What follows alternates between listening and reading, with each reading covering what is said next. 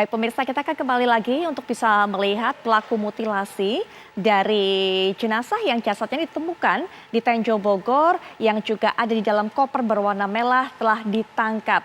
Dan pembunuhan ini juga dilatar belakangi cinta sejenis dan juga ingin menguasai harta korban. Untuk bisa mengetahui lebih lanjut mengenai perkembangan kasus ini karena memang pelaku ini juga sudah sampai di Bogor. Kalau kemarin kita juga sempat ulas mengenai hal ini tapi pelaku masih dalam perjalanan dari Yogyakarta menuju Bogor. Kita akan perdalam. Sudah terhubung kita dengan AKP Yohanes Redoi Sigiro selaku Kasat Reskrim Polres Bogor. Selamat malam AKP Yohanes Redoi. Selamat malam, Mbak. Baik, Pak Redoi, mungkin bisa dijelaskan lebih lanjut kepada kami. Yang kami tahu kan motifnya ini ingin menguasai harta korban, termasuk juga ada hubungan sejenis. Nah, sudah berapa lama sebenarnya mereka ini menjalin hubungan? Baik, untuk pelaku, setelah kami lakukan pemeriksaan, yang bersangkutan mengaku telah mengenal korban selama 4 bulan, yaitu tepatnya pada bulan Desember di tahun yang lalu, di mana si korban melakukan pemesanan transportasi via aplikasi online dan kemudian mendapatkan driver online, yaitu si pelaku itu sendiri. Kemudian merasa bahwa cara menyupir si pelaku ini nyaman, si korban menawari pekerjaan menjadi supir tetap ataupun supir pribadi dari si korban.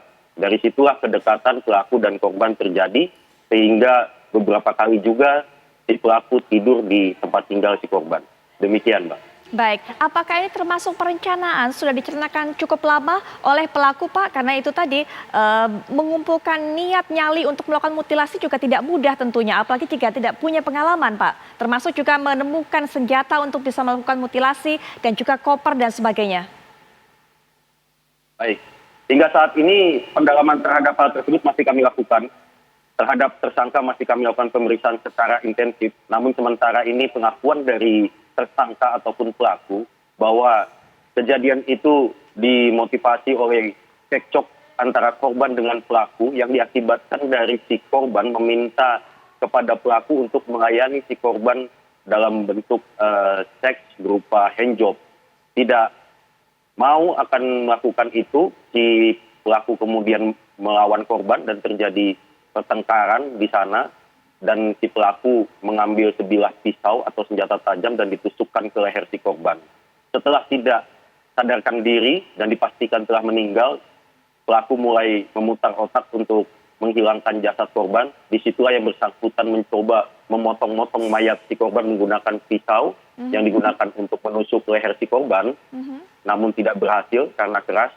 Kemudian korban keluar dari tempat tinggal, pelaku keluar dari tempat tinggal korban dan membeli sebuah alat potong berupa mesin gerinda, maka dipotong-potong ada dimasukkan ke dalam koper sebagaimana yang kita temui di TKP penemuan mayat di Tenjo pada hari Rabu lalu, Mbak.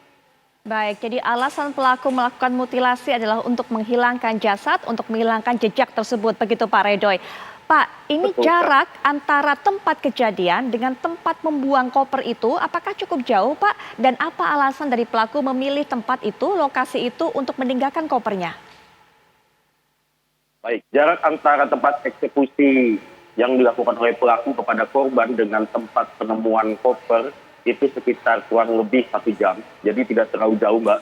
Kemudian koper itu berisikan tubuh korban atau mayat yang tanpa kepala dan tanpa kaki, jadi hanya bagian tubuh dan kedua tangan saja. Kemudian untuk kepala dan kaki dibuang terpisah. Sampai saat ini tim kami masih di lapangan untuk mengadakan pencarian, tepatnya di daerah Tiga Raksa di sebuah sungai yang cukup besar. Kemudian bagian tubuh kepala dan kaki yang dibuang itu juga dibuang bersama dengan alat potong berupa mesin gerinda. Itu juga tidak jauh. Untuk pakaian-pakaian korban yang berumuran darah dibuang oleh si pelaku di pinggir tol di daerah Cikupa dan saat ini alhamdulillah sudah kami amankan juga menjadi barang bukti dalam penyidikan kami. Baik, terakhir Pak Redoi, adakah harta benda milik korban yang akhirnya dikuasai, diambil oleh pelaku termasuk juga mungkin dibawa pada saat ia melarikan diri ke Yogyakarta? Baik, sampai saat ini kami pastikan memang ada harta benda dari korban yang dibawa lari oleh pelaku dari mulai handphone, kemudian buku tabungan dan sejumlah uang senilai 30 juta sementara ini dan masih terus kami dalami untuk motif ekonomi si pelaku membunuh si korban. Baik, Pak Redoy, terima kasih sudah memberikan keterangan kepada kami mengenai hal ini. Kami akan terus tunggu bagaimana perkembangan kasusnya, Pak. Selamat malam, selamat beraktivitas kembali. Pemirsa, kami akan jeda sejenak. Kami akan kembali dengan rangkaian kabar-kabar menarik lainnya setelah jeda berikut ini.